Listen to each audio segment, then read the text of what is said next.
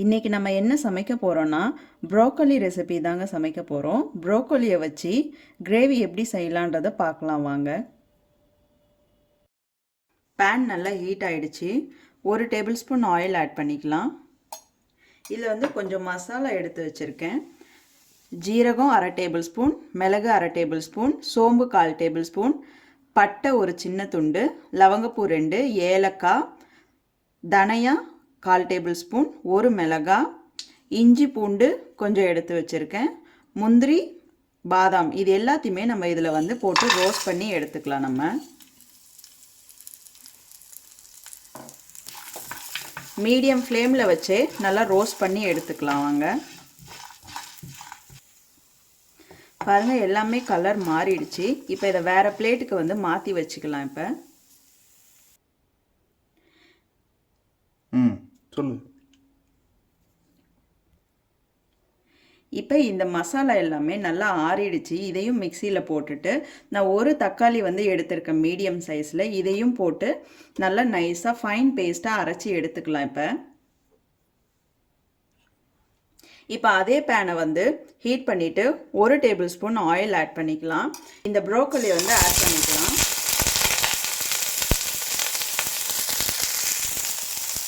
இதை வந்து நல்லா பொடிசாக கட் பண்ணிவிட்டு இந்த மாதிரி இதை வந்து இந்த ஷேப்பில் ஃபுல்லாக கட் பண்ணி வச்சுட்டு ஹாட் வாட்டரில் போட்டு எடுத்து இப்போ போட்டிருக்கேன். இதை நல்லா ஃப்ரை பண்ணிக்கலாம். கொஞ்சம் ஒரு 2 நிமிஷம் நல்லா ஃப்ரை பண்ணிக்கலாம். பாருங்கள் இப்போ 2 to 3 மினிட்ஸ் ஆயிடுச்சு. இது எல்லாமே கொஞ்சம் வதங்க ஆரம்பிச்சிருச்சு. இப்போ நம்ம இதை வேறு பிளேட்டில் எடுத்து வச்சிடலாம்.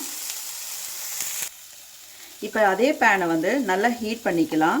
மறுபடியும் ஒரு டேபிள் ஸ்பூன் ஆயில் ஆட் பண்ணிக்கலாம். அது கூடயே வந்து ஒரு பிரிஞ்சி இலை ஒன்று ஆட் பண்ணலாம். ஜீரகம் 1/2 டேபிள் ஸ்பூன் அளவுக்கு ஆட் பண்ணிக்கலாம். நல்லா பொரிய ஆரம்பிச்சிருச்சு. இந்த ஸ்டேஜில் வந்து நான் ஒரு வெங்காயம் வந்து பொடிசாக நறுக்கி வச்சுருக்கேன், அதை ஆட் பண்ணிக்கிறேன். நல்லா வதக்கி விட்டுறலாம். இதை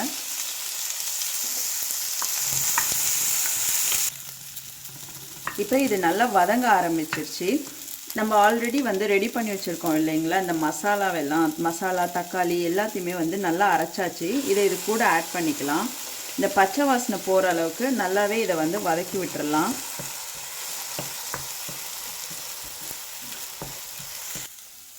இப்போ இது நல்லா வதங்கிட்டு இருக்கு.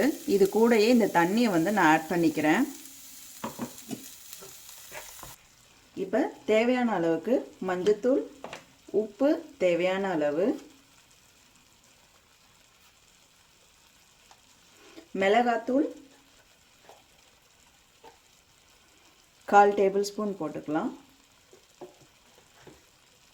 தனியாத்தூள் 1/4 டேபிள் ஸ்பூன்.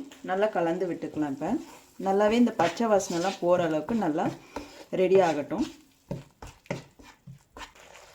நல்லா கொதிக்க ஆரம்பிச்சிருச்சு.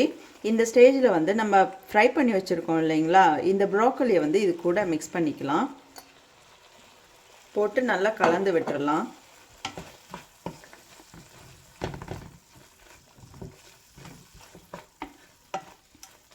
இப்போ இது வேகிறதுக்கு எவ்வளோ தண்ணி தேவையோ அந்த அளவுக்கு தண்ணி ஊற்றி நல்லா மூடி வச்சிடலாம். தேவையான அளவு தண்ணி ஊற்றிடலாம். நல்லாவே வேகட்டும். எந்த அளவுக்கு உங்களுக்கு கிரேவி வேணுமோ அந்த அளவுக்கு தண்ணி ஆட் பண்ணிக்கோங்க. பாருங்கள் நல்லா கிரேவி ரெடி ஆகிட்டு இருக்கு. இந்த ஸ்டேஜில் வந்து கொஞ்சமாக கசூரி மேத்தி எடுத்திருக்கேன், அதை வந்து ஆட் பண்ணிக்கலாம் கூட. நல்லா கலரி விட்டுறலாம் இந்த மாதிரி.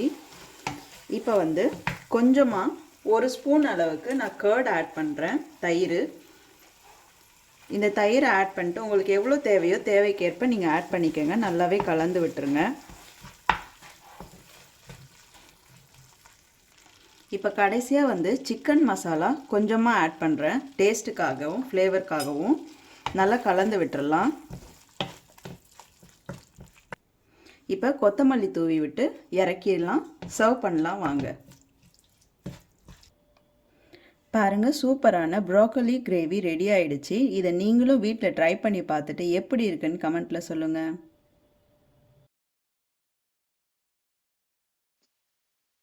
இந்த வீடியோ உங்களுக்கு பிடிச்சிருந்ததுன்னா எங்க சேனலை சப்ஸ்கிரைப் பண்ணுங்க, லைக் பண்ணுங்க, கமெண்ட் பண்ணுங்க, உங்க ஃப்ரெண்ட்ஸுக்கும் ஷேர் பண்ணுங்க.